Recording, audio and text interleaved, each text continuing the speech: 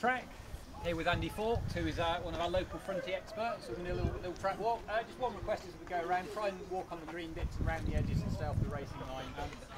Probably with it being wet, we're not really going to make it any muckier or worse, but we'll try and keep it a little bit clean.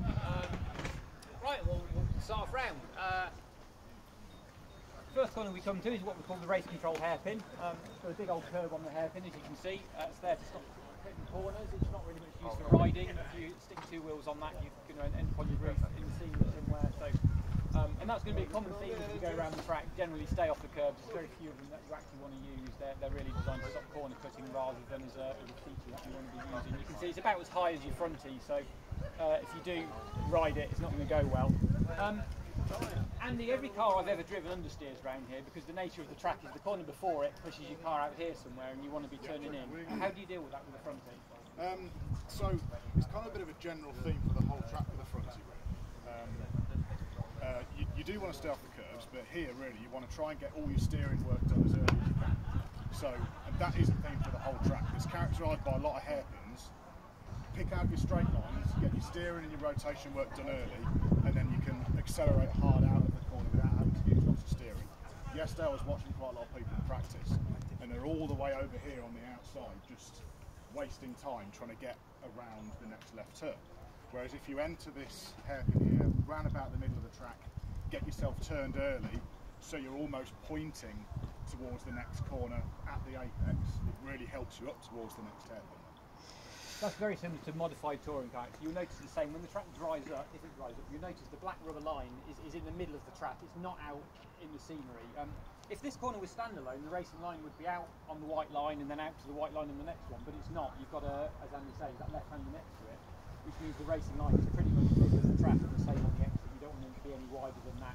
When it dries up, you see that's where all the rubber is. That's where all the grip is. It's the quickest way around the circuit. You can get away with going a little tight with the fronty there, but if you do, just make sure you're scrubbed off even more corner speed to get your car turned by the apex. If you run wide there, you've lost literally a second. Right, the next one, I'm guessing this left-hander here is a bit of a non-event in the fronty. Pretty much, it's all about this corner and set it up for here. So as long as you pick yourself a straight line, pretty much from the apex to here, you can ignore it and keep it flat out. It's about lining up from the hairpin to get through there with as minimal steering. If you do ever come back with a four-wheel drive touring car or even a rear-wheel drive car in F1, this is much harder because the car always wants to rotate on the power as you're trying to direction change. With anything that's got rear drive, this is a much harder corner, but the front here, as you say, if you've done the previous one right, then that was not so bad. You can get away with a wheel on that curve if you feel like you want to. It won't help you, won't hinder you, but don't worry too much about that curve. Now this one here, there's a little bump right here. You can see the black where the car's kind of ground. And that to me always makes the next corner feels like the car oversteers a bit. This bump kicks the rear up a little bit. So you get tons of steering into this next one. Is it the same with the fronty, Andy? I've got to be honest, I've never actually noticed that. That would explain why the car does that into that turn. My car particularly is quite solid anyway, so I don't particularly feel like you're going to oversteer. It just feels nice and positive into here. Yeah.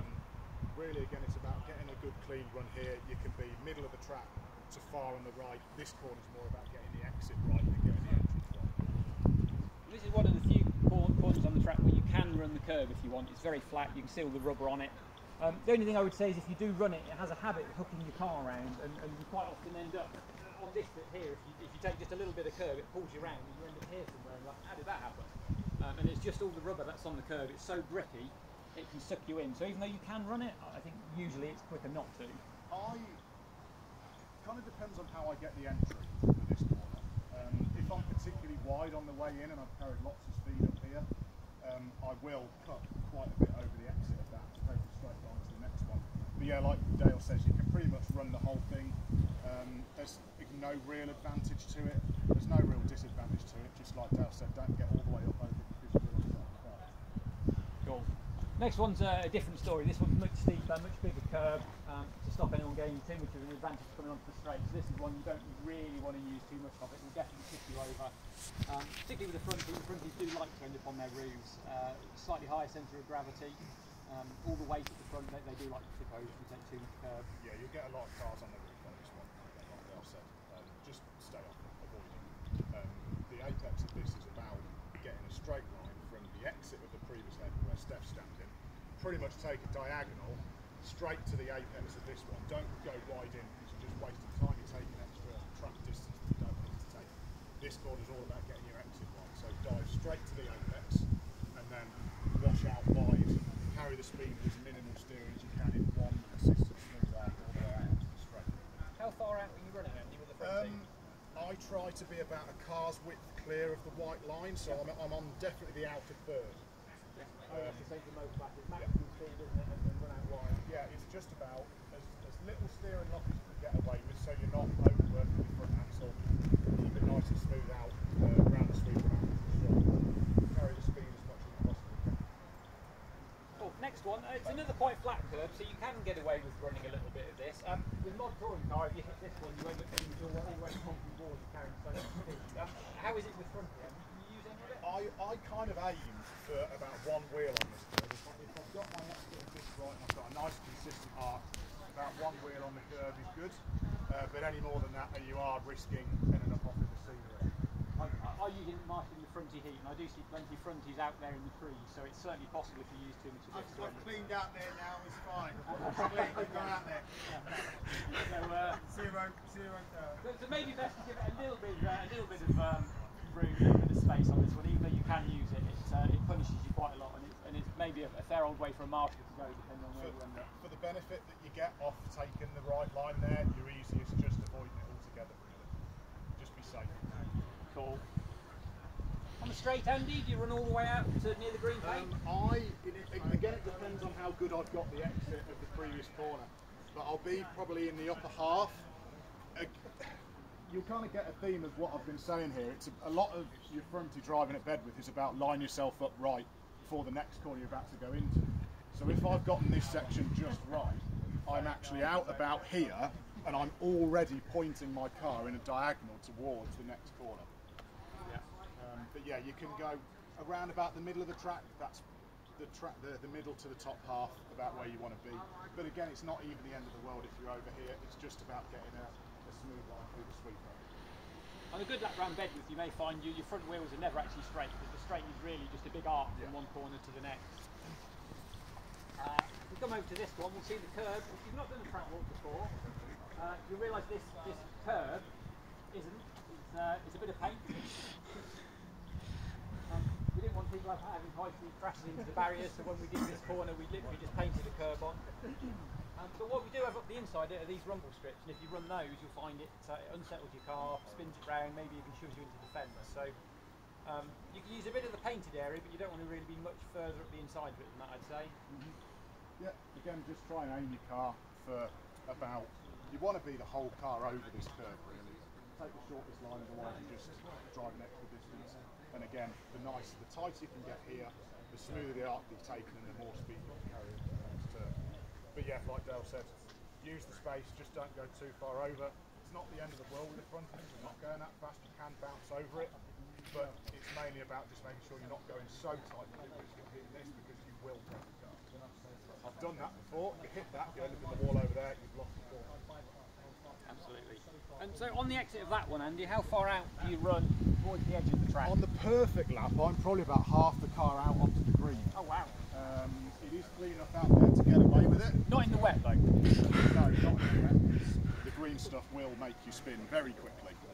But yeah, all the way out pretty much. And again, you're setting yourself up for the exit rather than trying to get the entry perfect.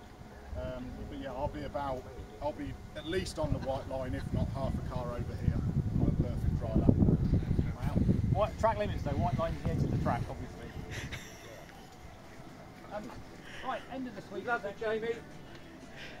We've got two biggish curves. Again, two curves that you don't want to use. They're there to stop corner cutting. If you go at high speed, even with the front wheel there, I think you use those. You end up zero mark. Yeah, that's what my car uses. That curve. Yeah, you can get away with maybe one wheel just up onto the curve here. There's a bit of a bump just here that if you go too tight in, that will unsettle the car into the first turn. So ideally you want to be about a car's width wide of this curve. You want to focus on the second curve on this part of the track. So carry some speed out from here, take a nice smooth arc, be about in the middle of the track here and position yourself right so that you're taking a straight line through there and up and over the loop. This is a really critical part of the track for me, where the speed you carry to here isn't ultimately really critical. It's about where you get your car positioned as you go into this next section. That's interesting. That's the same as Pro 10 actually. You don't want to be doing any steering as you're driving forward, because that's the ideal. With two-wheel drive, it doesn't like to do both at the same time, does it? You want to be towards the right-hand side of the track here, so you can carry speed round here while avoiding that curve, and we'll get to that in a minute. Yeah. Well, this next curve is an absolute beast. Kind of a Hoover Dam level of concrete in this one, and you can see all the marks along that bit of perspex over there, and you can see how high that bit of perspex is. It's there for a reason. Wasn't there when we first built the track. We quickly discovered we needed it, as car on the straight was being heard several times a race. Yes, you don't want to use much of this one, I'd say. Ideally, you don't want to use any of it. If I'm on that curve, it's by accident, basically. It's best just to stay well clear of it, and being wide on this part of the track here means you take far less risk of having to take a sharp corner and risk running over that curve. If you're out here on this part of the track, you've almost consigned your fate. You're going to be somewhat over that curve, or at least out in the wall, because you're going to be taking such a tight entrance. You're really making your life difficult for yourself. So if you're out here when you go in, it's a much smoother corner, and you don't have to worry about hitting that curve and causing a roll. Time practice will go away at 20 past 8. We know that track walk is taking a little longer than we thought it might. So 20 past 8 time practice.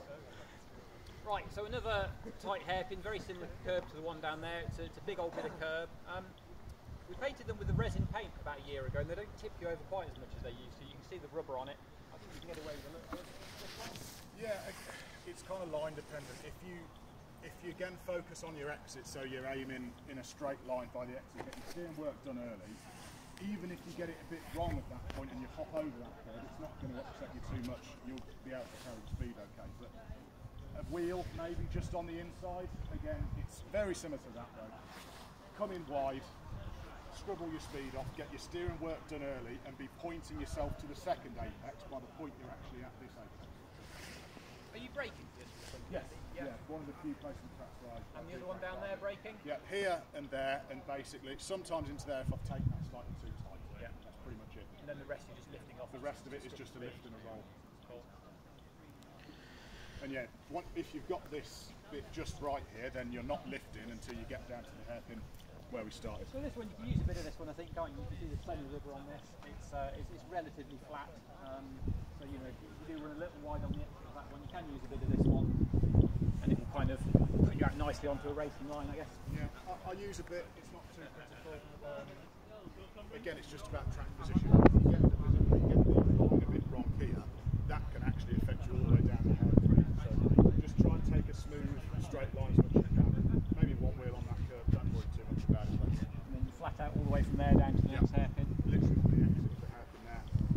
In terms of weight for the car, it's really just wear it, and once you're on full throttle, it will run out as far as it wants to run Pretty out. much. You want to be sort of middle of the track as farthest out as you'll be, and then just nibble in the curve there, nibble the curve there, just take a smooth arc again. Yeah. And then this is another big beast of a curb. If you hit that one, it can send you all the way as far as race control. We'll hear that thump clang during the day, so it's definitely a curb that's worth staying clear of. I don't think there's any lap time in putting the wheel on that one. You just want to stay well clear of it. It'll do a lot more damage than it will do good. I nibble it now and then, but yeah, it's not necessarily intentional. Yeah, sure. Yes, I think that pretty much takes us back to where we started. Cheers for joining us, guys. If it does dry out when you're up on the rostrum, have a look at the thick black line that you see around the track. That's where the grip is, it's where the racing line is. Follow that and you'll be halfway there to a good racing line.